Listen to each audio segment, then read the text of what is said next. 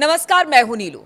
तो ईरान देखे एक बड़े साइबर वॉर की तैयारी में जुटी हुई है और इस बार इजराइल को ऐसा झटका लगा है कि इजराइल भी अब सोचेगा कि किस तरह से वो इससे उबर पाए। ये झटका क्या है, साइबर वॉर की बात हम क्यों कर रहे हैं? बातचीत करने के लिए मयंक है।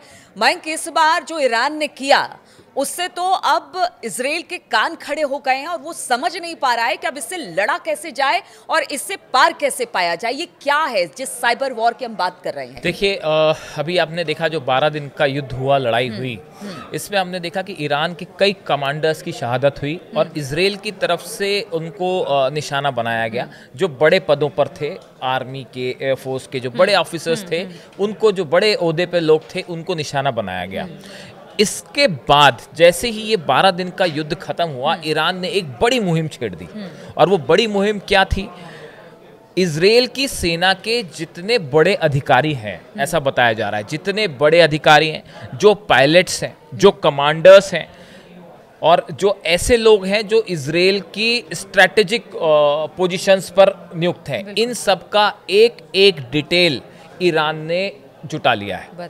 और बताया ये जाता है कि कौन सा अधिकारी का नाम क्या है, उसके घर का एड्रेस क्या है, वो उनके मोबाइल नंबर्स क्या हैं, वो कौन से कंप्यूटर्स पे काम कर रहे हैं, सब हैक करने की कोशिश की गई ईरान के द्वारा। और पूरी जानकारी, यहाँ तक कि सैटेलाइट्स, बताया जाता है कि ईरान ने सैटेलाइट्स के थ्रू जो है वो इस पे बड़ा काम किया है और संभवतः हो सकता है रशिया ने इसमें मदद भी की है।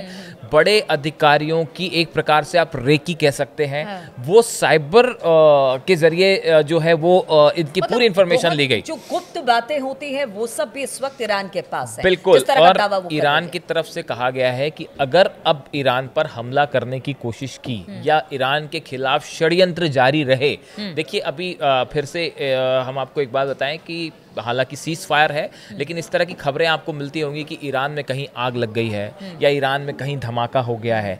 ये मोसाद की हरकतें हैं, ये मोसाद का कोवर्ट ऑपरेशन है, जिसके चलते जो है इजराइल जो है वो ईरान में इस तरह की घटनाएं को अंजाम दे रहा है कि कहीं भी आग लग जाएगी अचानक से, कहीं पे किसी फ्लैट पे धमाका हो जाएगा। तो अब ईरान ने इससे निपटने का तरीका खोज लिया है। ईरान का ये कहना है कि अगर आपने हमारे नेशनल इंटरेस्ट को अब जरा भी क्षति पहुंचाई तो अब बात 1-to-1 टारगेट पर होगी।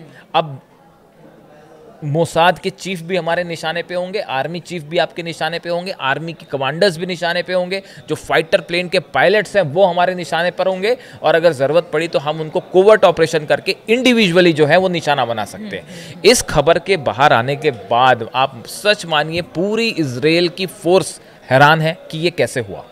देखिए, हमने कई चीज़ें ऐसी हैं। अभी जब 12 दिन की लड़ाई हुई और ईरान की तरफ से जो बैलिस्टिक मिसाइल्स फायर की गई, इन बैलिस्टिक्स मिसाइल्स में कई निशाने ऐसे थे तो बिल्कुल एक्यूरेसी के साथ इन्होंने डिस्ट्रॉय किए। देखिए, मोसाद का हेडक्वार्टर तो जो था उसके वीडियोस भी सामने आए। आप देखिए कि वो मिसाइल गिरने के वीडियो भी सामने आए। ऐसे ही जो है इनका जो इलेक्ट्रॉनिक सिटी थी उसके ऊपर जो हमला हुआ, हाइफा की ऑयल रिफाइनरी पे हमले हुए, ये ऐसे ठिकाने थे जो कि ईरान ने 2000 किलोमीटर बैठे बैठे तय किए और वो बिल्कुल सटीक निशाने पर गिरे। जो अमेरिका के एयरबेस पर, कतर पर हमला हुआ, वो देखिए बिल्कुल सटीक निशाने पर मिसाइल गिरी। और ऐसी भी खबर आ रही है कि मतलब जो इजरायली सैनिक हैं या फिर जो उनके वायुसेना के का जो बेड़ा है उसमें ईरान के लोग भी शामिल हैं। ये इस तरह की भी खबरें आ रही हैं कि वहां से चीजें अंदर की तरफ बिल्कुल वैसा ही है, टिट फॉर टैट, जो मोसाद करने की कोशिश कर रहा है ईरान के खिलाफ। ईरान ने भी वही शुरू किया है कि अगर आप ऐसा कर सकते हैं तो आपको हम भी जवाब दे सकते हैं। अगर मोसाद ईरान में घुस के अपना कोवर्ट ऑपरेशन कर सकता है तो ईरान ने भी कहा भैया हम भी इजराइल में घुस के आपको वैसे ही मुंह तोड़ जवाब दे सकते हैं। तो इस वक्त देखिए, हम देख रहे हैं कि सब फील्ड में इजराइल की वायुसेना ये मान रही है कि उनके पायलटों के, उनके तमाम मूवमेंट पे इंफॉर्मेशन जो है वो लीक है। तो हाँ, देखिए अभी हमने देखा बड़ी संख्या में ईरान में मोसाद के एजेंट्स पकड़े गए, जो जासूस थे वो पकड़े गए, कई लोगों को फांसी भी दी गई। अब इसी तर्ज पे ईरान ने अपने जासूसों को इजराइल में प्लांट करना शुरू कर दिया है। जो इजराइल की जो स्ट्रैटेजिक चीज़ें हैं, न्यूक्लियर कमांड सेंटर्स हैं या न्यूक्लियर पावर प्लांट्स हैं, इलेक्ट्रिकल प्लांट्स हैं, जो हाइफा जैसी ऑयल रिफाइनरीज हैं, इसके आसपास इसकी रेकी के लिए एक बड़ा साइबर वॉर, कंप्यूटर्स हैकिंग। ये भी बड़ी बात है कि आप अभी तक तो आपने दो सेना आमने सामने और उस तरह से लड़ाई, लेकिन अब ये साइबर वॉर है। और देखिए जिस तरह से हमने पीछे देखा, अगर इजराइल की बात की जाए, जिस तरह से धमाके हुए, पेजर में धमाके, बहुत सारी ऐसी बातें सामने आई। अब ईरान को भी समझ में आ गया है कि 1 to 1 तो फाइट होगी या फिर हमले होंगे, लेकिन अगर इस तरह के साइबर वॉर में कूदा जाए जिस तरह से अब तक इजराइल करता आया है, उससे उनको अच्छा खासा फायदा हो सकता है। इसलिए अब इस तरह के टेक्निक का इस्तेमाल ईरान कर रहा है। बिल्कुल, देखिए साइबर, आप देखिए किसी भी क्षेत्र की आप बात करें, हमने पहले बार बार ये बात कही कि ये वॉर से ईरान ने कई सीख ली। देखिए एक आपका सही स्ट्रेटेजी क्या होती है कि आप जब आप किसी अपने दुश्मन से लड़ाई करते हैं, लड़ाई के बाद जब आपको ये अनुभव होता है कि भाई हमारे इस एरियाज में हम कमजोर थे, इन्हें मजबूत करना जरूरी है, इसको ईरान ने तेजी से कवर अप किया। देखिए एक और बड़ी खबर है, सुप्रीम डिफेंस काउंसिल, शायद आपने सुना हो इसके बारे में। Iran activates a new supreme defence council as a part of significant structural change within the Supreme National Security Council days after it fought war with Israel। Iran ने जो है, इनके जो काफ़ी सारे अधिकारी जो शहादत हुई जिनकी, उसके बाद इन्होंने सुप्रीम डिफेंस काउंसिल एक फिर से बनाई है, जिसमें प्रेसिडेंट है महमूद पेजेश्कियान, वो इसको हेड करेंगे। सुप्रीम कोर्ट के जो जज हैं, इनके चीफ जस्टिस है, वो भी इसका पार्ट होंगे।